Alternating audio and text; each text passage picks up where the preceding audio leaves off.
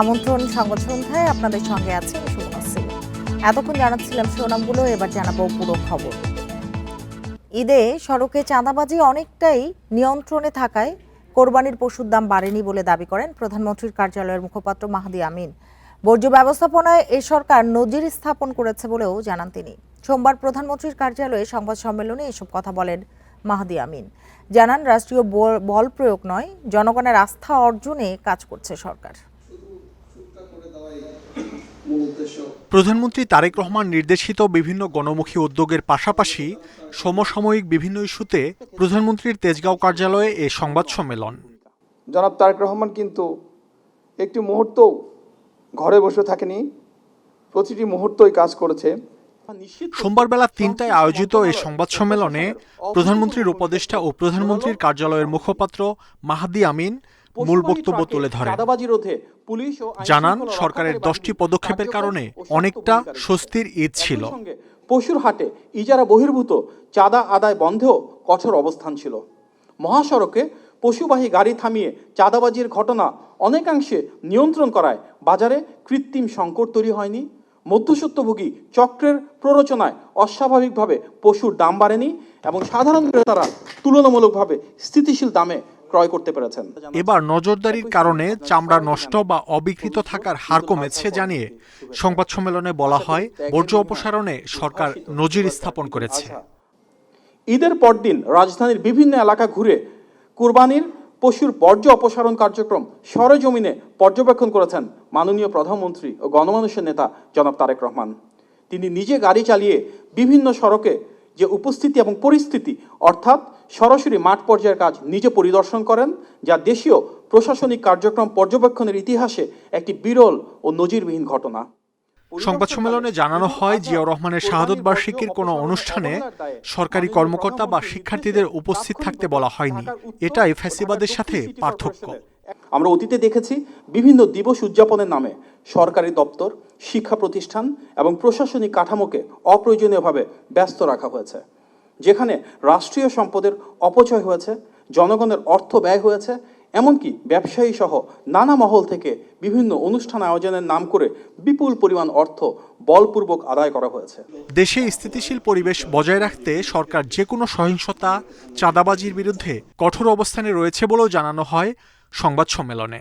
আগে দেখতাম চাঁদাবাজি, নিরাপত্তাহীনতা, সেখান থেকে আমরা অনেকটুকু বেরিয়ে এসেছি। একটা সময় নির্দিষ্ট কিছু। মাহমুদ শরীফ, ইন্ডিপেন্ডেন্ট নিউজ, ঢাকা। শারীরিক অসুস্থতার কারণে পদত্যাগপত্র জমা দিয়েছেন পার্বত্য মন্ত্রী দীপেন দেওয়ান। সকালে প্রধানমন্ত্রীর সঙ্গে দেখা করে পদত্যাগপত্র জমা দেন তিনি।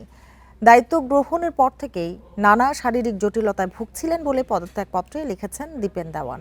এ কারণে নিয়মিত মন্ত্রণালয়ে দায়িত্ব পালনের সমস্যার মুখোমুখি হচ্ছেন বলেও পদত্যাগপত্রে উল্লেখ করেছেন তিনি। সরকারের উন্নয়ন ও প্রশাসনিক কাজের গতিশীলতা বৃদ্ধির স্বার্থে দায়িত্ব থেকে তাকে অব্যাহতি দেওয়ার জন্য সরকার প্রধানের কাছে অনুরোধ জানান দীপেন দেওয়ান। রাজধানী ফিরছে চিরচেনা রূপে। ঈদের ছুটি শেষে কর্মস্থলে যোগ দিচ্ছে রাজধানীর মানুষ। সকাল থেকে রাজধানীর বাস টার্মিনালের পাশাপাশি কমলাপুর রেল স্টেশনে ছিল ঈদের ফিরতি যাত্রীদের চাপ। তবে এখনো বাস টার্মিনাল সহ রেল ও নৌপথে বাড়েনি যাত্রীদের চাপ। ঈদের টানা ছুটি শেষে অফিস শুরুর প্রথম দিন সোমবার সকালে রাজধানীর কমলাপুর রেল স্টেশনে যাত্রীদের ভিড়। ঈদ উদযাপনের পর দেশের নানা প্রান্ত থেকে রেলে ঢাকায় ফিরছেন নগরবাসী। জীবন জীবিকার তাগিদে আবারও ফেরার কর্মব্যস্ততা, সঙ্গী কেবল স্বজনদের সাথে আনন্দে কাটানোর সময়গুলো।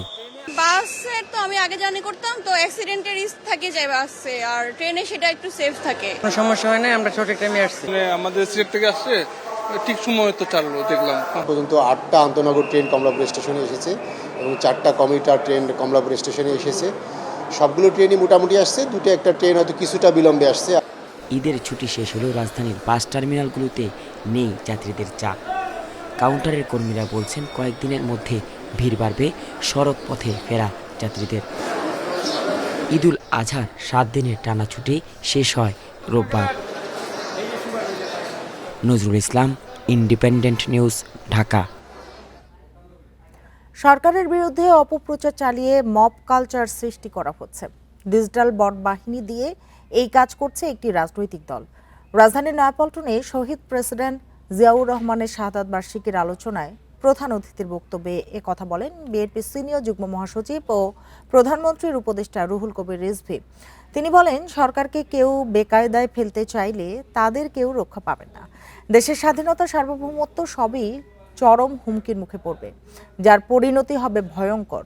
পানির নিরাপত্তা ও বিদ্যুৎ উৎপাদনের জন্য প্রধানমন্ত্রী তারেক রহমানের পদ্মা ব্যারেজ প্রকল্পের পরিকল্পনা প্রসঙ্গে রিজভী বলেন, এই ব্যারেজ হলে 113 মেগাওয়াট বিদ্যুৎ উৎপাদন করা সম্ভব হবে।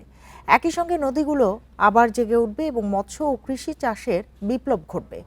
24শে জুলাই আন্দোলনের প্রসঙ্গ টেনে রিজভী আরও বলেন, শহীদ রিকশা শ্রমিকদের পরিবারকে সরকারিভাবে ভাতা দেওয়া হবে। শহীদ শ্রমিকদের সন্তানদের পড়াশোনার দায়িত্বও নেবে বিএনপি। অপপ্রচার শুধু না, মব কালচার তৈরি করা হচ্ছে।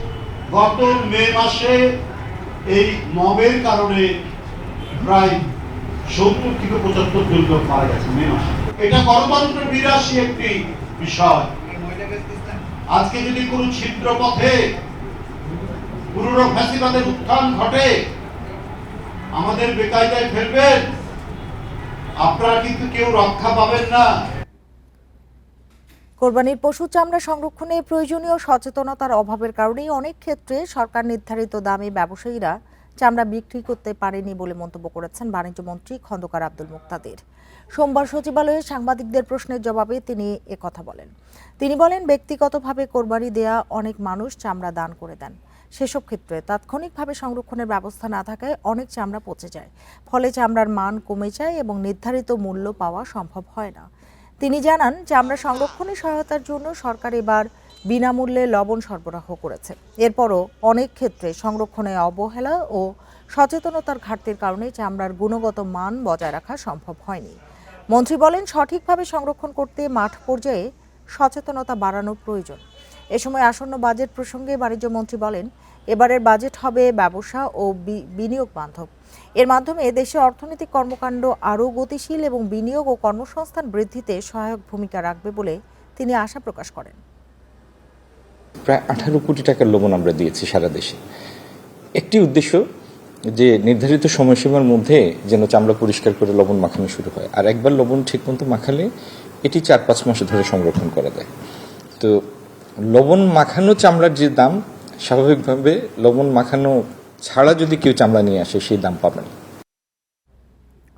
রংপুর, রাজশাহী, খুলনা বিভাগ এবং কয়েকটি জেলায় বইছে মৃদু তাপপ্রবাহ, যা থাকতে পারে আরও 2-3 দিন। তবে বৃহস্পতিবারের পর থেকে দেশে মৌসুমী বায়ু সক্রিয় হবে। সে সময় সারা দেশে বৃষ্টিপাতের পরিমাণ বাড়তে পারে বলে জানিয়েছে আবহাওয়া অধিদপ্তর। আবহাওয়াবিদরা জানিয়েছেন, টাঙ্গাইল, ফরিদপুর, গোপালগঞ্জ, ময়মনসিংহ, চাঁদপুর, বরিশাল, ভোলা এবং রংপুর, রাজশাহী ও খুলনা বিভাগে মৃদু তাপপ্রবাহ বইছে। 24 ঘন্টায় দেশে সর্বোচ্চ তাপমাত্রা ছিল চুয়াডাঙ্গায়। আবহাওয়া অধিদপ্তর বলছে, পশ্চিমা লঘুচাপের প্রভাবে বিভিন্ন স্থানে বিক্ষিপ্ত বৃষ্টি হচ্ছে, যা 30 মিনিট থেকে 1 ঘন্টা স্থায়ী হয়। এরপর আবার রোদ উঠছে, ফলে কিছু স্থানে ভ্যাপসা গরম সহ তাপমাত্রা বাড়িয়ে তুলছে।